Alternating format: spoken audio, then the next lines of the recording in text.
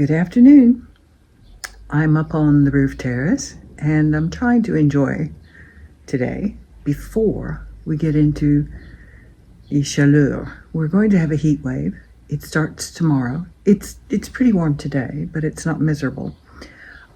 So if I look pink in the face, it's because my skin doesn't like the heat and the sun, and I'm underneath the umbrella so that I can at least stay.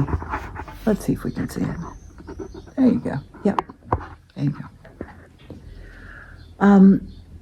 Out of the sun. We're supposed to have temperatures that are horrendously hideous starting on the weekend and lasting into the beginning of next week. I looked at the Meteo Britannia and it said we haven't had a heat wave like this since the 60s or the 70s. So thank God for big, thick walls, stone walls. Now, I recorded another one of these yesterday while we were in the car and riding to the dentist. You said you wanted to see what, normal daily life is. And here's the thing. That includes going to the dentist. So, the road noise was so loud because they have just repaved a section of that road and it's all gravelly and horrible. So I decided to take the episode down and refilm this portion of it. Now, I'm on my phone this time. I'm not on one of the little cameras. I think I have saved my computer so that we can go back to broadcasting episodes, if you're interested. We're just going to turn this thing off if we don't start getting more engagement. We occasionally get a comment, really, occasionally. So the YouTube algorithm doesn't think that we're very interesting. And when 10 days ago or something, and I said, we're just too boring, and we sat by the lake and did that cute little video out there. I think that YouTube thinks we're just too boring too. So we're never going to grow if people don't engage, if you don't ask questions, make suggestions, think about things that you want to chit-chat about. All of those things are engagement, and it really does matter. So yes, please, like, subscribe, share it. We need you to do all those things. We really do. Because if we don't grow much, we're just going to give this up. Seriously, give this up. I was lucky that I knew how to reformat the drive. I had to wipe my computer, completely wipe the drive, and then rebuild it. And it had been 15 years since I had done that. It wasn't completely unfamiliar, but it's nerve-wracking. Trust me, it would have been going off to the MacBook, repair shop if I had done it wrong. But I managed to do it right. So I think I'm fine for now. It's just that it puts such a strain when I put a video through there and try and edit it in CapCut, because it's going the whole time, like, oh, don't be doing this. So, but I don't have a larger computer that will do any better with it right now. And we can't afford to replace things. I'm not going to go into a lengthy discussion of why we can't afford to, but let's just say Australia and our pensions seem to have let us down, and we'll leave it at that. We're going to be spending less time doing these kind of videos, even though the ones of you who love these day in the life videos are wonderful. Thank you so much. We do appreciate it. And we grew by about, 5 new members this past week. That's terrific. We love that. It's very much welcomed. But I think we're going to have to go back to work. And we're past retirement age, and that's unexpected. So I'll be doing more work in the studio. I'll occasionally set a camera up in the studio so you can see painting, or I'll discuss things. I'm going to have to get the shop back up, and we're going to have to start selling things. So, manage your expectations by that. And I'm going to be printing a new resume for Mark and sending him out to look for work when he's over 60, and fingers crossed, and we'll see how that goes. In the meantime, I've got a little recording that we did last night at about 6 o'clock, and we had a wander around the garden, and the pears are just filling the trees. Little baby pears. They're the cutest little thing. And we've got little baby apples. They're smaller. They're showing up. And everything that we planted is doing beautifully except for one transplanted camellia. And we're going to have to take that down. And I think we're going to need to replace it. And Mark was talking about maybe a cherry. Ooh, a cherry tree would be very nice. So there's nothing grand and glorious to tell you this week now that I've got the computers working again. That's a good thing. So, what else? No, nothing thrilling. We had hoped to go away this weekend. It's just miserable. There's no way anybody's going to be going away. Also, this is the time of year when the tourists come back in huge waves. And I was so pleased that when Mark went up to the Côte d'Armor for 2 days, and if you haven't watched that, for heaven's sakes, go and watch it. He had a wonderful time, but he had a much more wonderful time because the place was not awash with tourists. Now, I'm going to tell you something ahead of time because somebody has already written to me and asked me, what is wrong with your face? What is that big spot on your nose?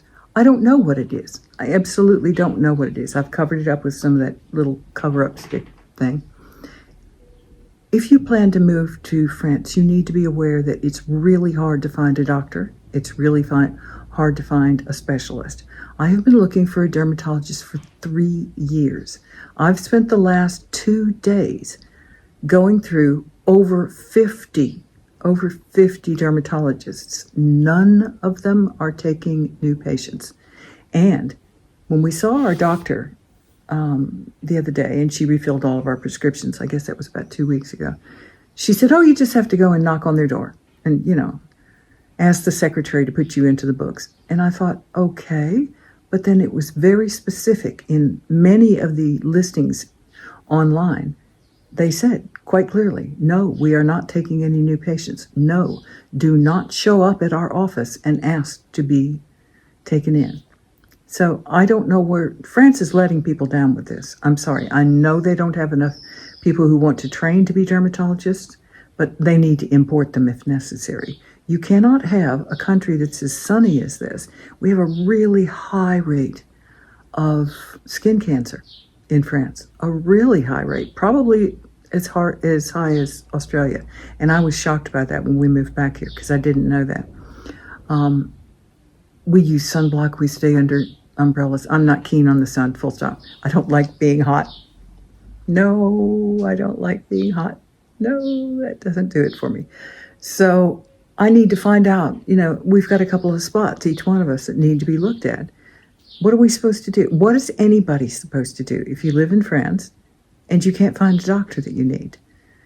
I mean, really, you can't show up to the emergency room and go, here, look at this spot, or look at this spot on my shoulder and tell me what.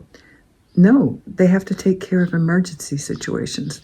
So this is definitely a letdown area in France. Know that ahead of time if you think you're going to move here.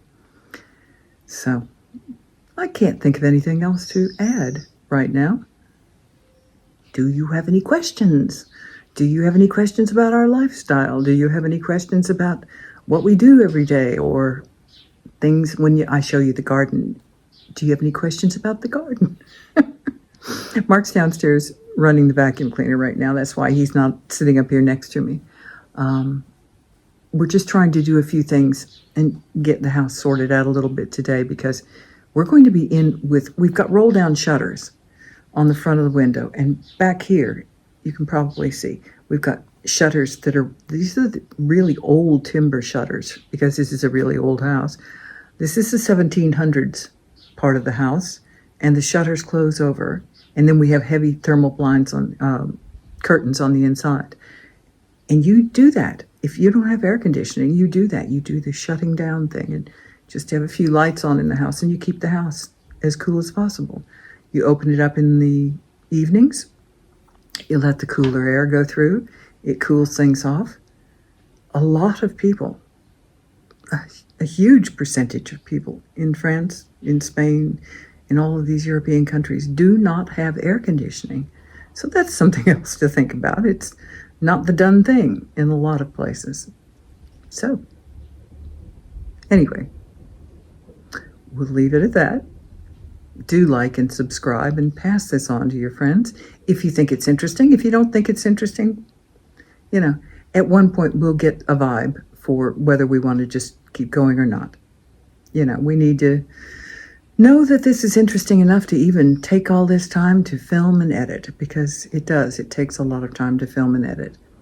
I am not one of those people who just records something and then throws it up online. Oh, I just gotten bitten by something again. Gosh.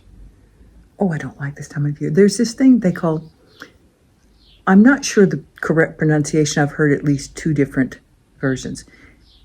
AOTAT. I would have thought it was AOTAT, but over here they pronounce it AOT. And what this is they're harvest mites. Oh, that's icky. And the harvest mites are horrible, and they come out because we're surrounded by fields all around all these villages.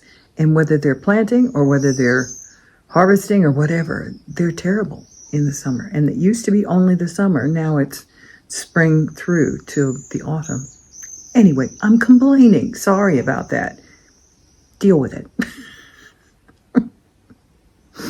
Anyway, everybody has problems in life. I know that. Ours are minor compared to many people. So we'll let you go now. Good to have you here. Hope you keep returning. Bye for now.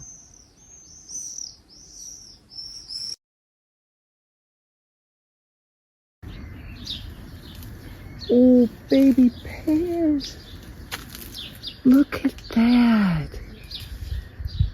We've got baby pears. This tree is going to be full of pears this year. Up high, there's loads of them. How gorgeous is that?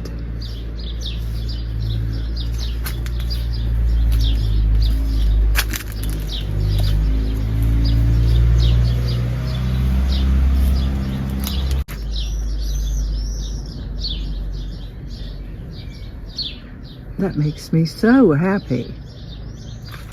So there will be chutneys and there will be jars of pear preserves. Well, let's...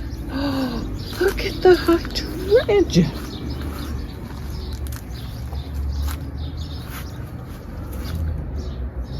That's absolutely gorgeous that it came up this year finally. Finally. And that's the lovely old rose. It was a cast off from a neighbor next door who didn't want plants in his back garden. And Mark transplanted it, and it just done beautifully here. Color. I mean, it has no perfume, but it's absolutely beautiful. But it's a gorgeous red. And it just doesn't stop. It's like one of those really hardy sort of roses like we used to have in Australia. Yeah. Oh, look what we've got. Little baby apples. Yeah. It's not focusing. Hang on, let me stand back a minute. Too close is right. Come on. There you go. It was the opposite. I wasn't close enough. I just can't believe how beautifully full these beds are. They're just, this is your payoff. When you plant something, it doesn't show up, and all of a sudden 2 years later, everything looks gorgeous. I'll look up dwarf cherry. That's a really good idea. A really good idea. Oh, poor camellia. These climbing roses were planted 2 years ago, and they sat here and did nothing all last year. They didn't even get buds on them. And now they're just lovely.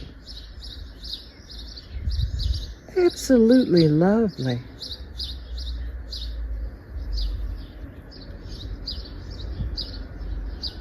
Everything's looking good.